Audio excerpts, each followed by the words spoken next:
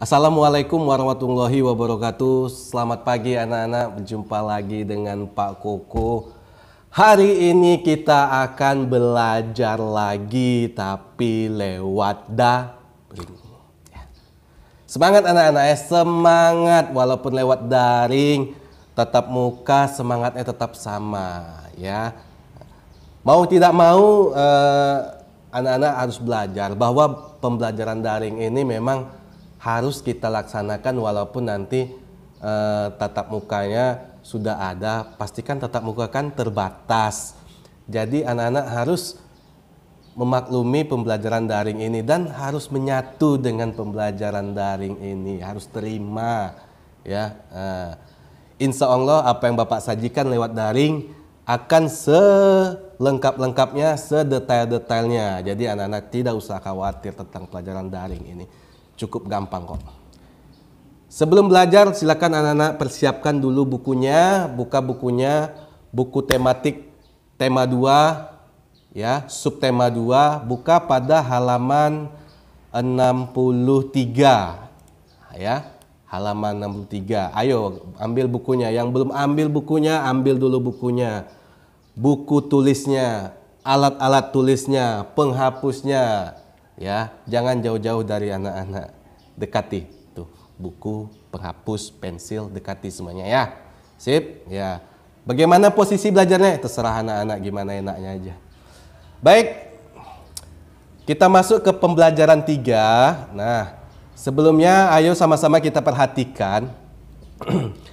Di sini ada terlihat beberapa orang dewasa, anak-anak, ibu-ibu sedang kerja bakti membersihkan lingkungan. Nah, jadi sikap begini, sikap seperti pada gambar ini merupakan sikap yang terpuji. Ayo coba diingat kembali di lingkungan anak-anak masing-masing. Sudah berapa lama tidak melaksanakan kerja bakti? Apakah ada sudah seminggu? Apakah sudah sebulan belum kerja bakti? Atau sudah 6 bulan belum ada kerja bakti? Aduh, pasti kalau tidak ada kerja bakti di daerah lingkungan anak-anak, pasti selokannya banyak sampah. Pasti di daerah-daerah sudut-sudut gang banyak tertimbun sampah. Bagi orang tuanya ya yang rajin membersihkan selokan setiap hari yang berada di depan rumah, tentu sampah tidak akan menumpuk. Beda cerita dengan orang tua anak-anak yang jarang atau yang sibuk kerja dari pagi hingga malam sehingga tidak sempat. Jadi kerja bakti ini tujuannya untuk membersihkan lingkungan kita supaya tetap bersih dan sehat. Mantap. Oke. Baik. Kerja bakti, ada bacaannya sedikit, anak-anak simak ya. Pada hari Minggu, warga di daerah tempat tinggal Edo mengadakan kerja bakti. Mereka membersihkan sampah-sampah yang menumpuk. Selama ini, bau busuk dari tumpukan sampah telah mencemari udara di lingkungan tempat tinggal itu. Warga harus menutup hidung saat melewati tumpukan sampah yang membusuk itu. Nah, tak enak rasanya kalau kita lewat tiba-tiba tercium aroma bau sampah, pasti otomatis tangan akan menutup hidung ya.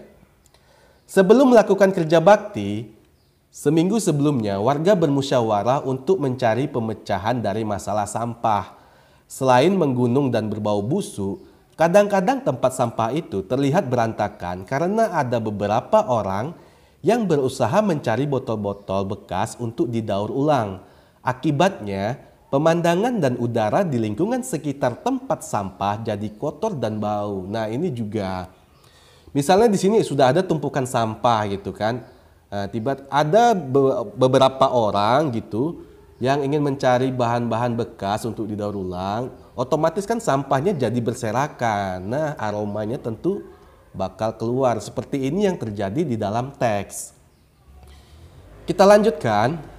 Setelah bermusyawarah, warga mendapat sebuah penyelesaian. Ya, warga akan menyiapkan 2 macam tempat sampah. Satu tempat sampah untuk menampung sampah-sampah yang dapat didaur ulang seperti kertas dan botol-botol bekas. Tempat sampah lainnya digunakan untuk menampung sampah-sampah yang dapat membusuk, misalnya dedaunan dan sisa-sisa sayur. Selanjutnya, sampah-sampah yang dapat membusuk itu akan diolah menjadi pupuk kompos yang dapat digunakan warga untuk memupuk tanaman. Ya benar. Jadi sampah itu bisa kita pisahkan anak-anak ya. Sampah bisa kita pisahkan yaitu sampah organik dan sampah anorganik. Sampah organik itu misalnya sampah kulit buah, sayur, daun-daun. Intinya sampah yang bisa membusuk. Kalau sampah yang tidak bisa membusuk misalnya botol, plastik, apa lagi ya, kaca, susah membusuknya. Malahan tidak bisa, kaleng, ya kaleng. Itu dipisahkan sampahnya anak-anak. Jadi sampah sama juga istilahnya seperti sampah basah, sampah kering, ya kan? Sampah daunan, sampah sisa sayur, sampah sisa kulit-kulit buah itu alangkah baiknya jika ditanam saja. Ditanam di dalam tanah, otomatis nanti akan menjadi kompos, begitu. Dalam kegiatan musyawarah dan kerja bakti itu, seluruh warga ikut berperan serta. Keikutsertaan warga dalam musyawarah dan kerja bakti merupakan salah satu bentuk tanggung jawab warga dalam menjaga kebersihan lingkungan. Nah, jika seluruh warga di suatu tempat tinggal melaksanakan kerja bakti dengan baik, maka warga daerah tersebut sudah melaksanakan tanggung jawabnya. Baik. Paham anak-anak ya tentang tanggung jawab.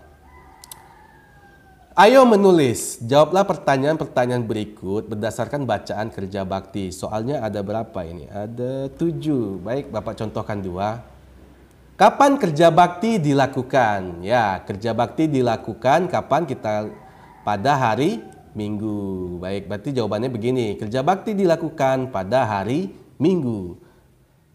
Soal kedua, di mana kerja bakti dilakukan? Nah, kerja bakti dilakukan di daerah tempat tinggal Edo. Mudah anak-anak ya. Nah, selanjutnya untuk soal nomor 3, 4, 5, 6, dan 7 itu silakan anak-anak kerjakan di buku latihan tematiknya. Baik, 5 soal itu. Kita lanjutkan pada halaman 66. Pada subtema 1, kamu telah mengetahui makna tanggung jawab dan jenis tanggung jawab sebagai warga masyarakat. Selain tanggung jawab, kita juga mempunyai hak dan kewajiban sebagai warga masyarakat. Hak, kewajiban, dan tanggung jawab merupakan 3 hal yang berbeda, tetapi saling berkaitan erat satu sama lain dan tidak bisa dipisahkan. Bagaimana tidak, hak dan kewajiban bersifat kodrati, yakni melekat bersama kelahiran manusia.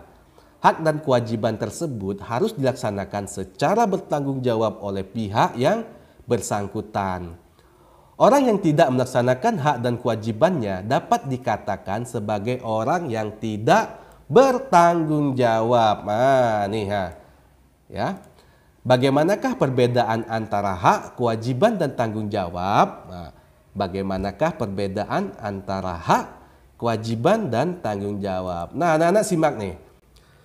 Perbedaan hak, kewajiban, dan tanggung jawab. Nah, jadi ada perbedaan. Pengertian hak itu adalah sesuatu yang dimiliki manusia sejak lahir. Berarti kalau saat kita baru saja lahir, kita sudah ada haknya, ya. Hak apa? Hak untuk hidup misalnya gitu kan. Kemudian kewajiban, sesuatu yang harus dilaksanakan setiap orang. Nah, kewajiban. Misalnya ada tugas dari Bapak, itu anak-anak mempunyai kewajiban untuk mengerjakannya. Baik. Kemudian tanggung jawab, sikap dan perilaku seseorang untuk melaksanakan tugas dan kewajibannya. Nah, kalau anak-anak sudah melaksanakan, sudah mengerjakan tugas apa yang Bapak berikan, atau sudah mengerjakan tugas di rumah dengan baik, ya membantu orang tua, misalnya mencuci piring, menyapu halaman, berarti anak-anak sudah melakukan kewajibannya dengan penuh tanggung jawab, ya. Begitu. Jadi ini perbedaan antara hak, kewajiban, dan tanggung jawab. Baik, kita kembali ke teks bukunya. Hak sebagai masyarakat, hak sebagai warga masyarakat. Nah, kita sebagai warga masyarakat, di lingkungan masyarakat itu ada haknya. Ya, apa saja haknya nih? A, B, C sampai G ini adalah haknya, beberapa haknya, yaitu mendapat perlindungan hukum, ya, mendapatkan pekerjaan dan penghidupan yang layak, menikmati lingkungan bersih, hidup tenang dan damai, bebas memilih, memeluk dan menjalankan agama, berpendapat dan berorganisasi, dan mengembangkan kebudayaan daerah. Ini merupakan hak sebagai warga masyarakat. Ya anak-anak, ini dia. Yang Bapak tandai ini adalah hak kita sebagai warga masyarakat. Nah, selain hak, juga ada kewajiban yang harus kita taati, yang harus kita lakukan, yang harus kita patuhi. Nah, berikut adalah kewajiban kita sebagai masyarakat. Nih, ini kewajiban kita nih ha. Mematuhi aturan atau norma yang berlaku dalam masyarakat. Ya. Menjaga ketenangan dan ketertiban lingkungan masyarakat. Mengikuti kegiatan yang ada di lingkungan RT, RW atau desa setempat. Misalnya kegiatan kerja bakti, gotong royong, musyawarah warga masyarakat, ya. Menghormati tetangga di lingkungan tempat tinggal, itu juga kewajiban kita. Membantu tetangga yang terkena musibah, itu juga kewajiban kita. Menjaga kebersihan lingkungan tempat tinggal juga kewajiban kita, anak-anak. Ya, baik.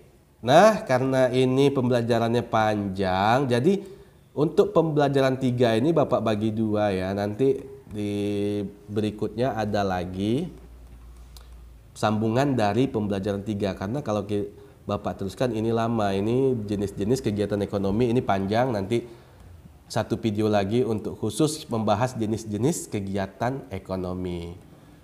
Baik, berarti tugasnya tadi anak-anak Bapak ulangi lagi, yang ini yang halaman 64 3 sampai 7 ya, ada 5 soal. Selanjutnya catatannya ya, catatan. Yang ini anak-anak catat nih, perbedaan hak dan kewajiban di buku catatan tematiknya. Selanjutnya, kemudian ini hak sebagai warga masyarakat ya, judulnya langsung ke A-nya ya. Nah, langsung ke sini. Nah, ngerti anak-anak ya? Jadi catat judulnya ini hak sebagai warga masyarakat. Setelah itu langsung yang ini aja langsung. Yang atas ini tidak usah, yang ini tidak usah ya, yang ini tidak usah.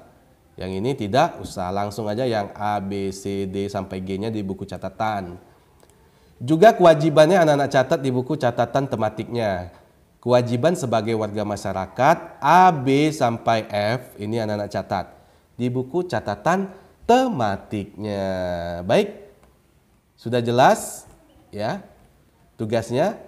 Cukup sekian pembelajaran hari ini. Semoga apa yang Bapak sampaikan bisa membantu anak-anak belajar di rumah. Lebih dan kurang Bapak mohon maaf. Bapak akhiri dengan Assalamualaikum warahmatullahi wabarakatuh. Saya lagi di rumah deh guys. Jangan lupa like, comment, and subscribe.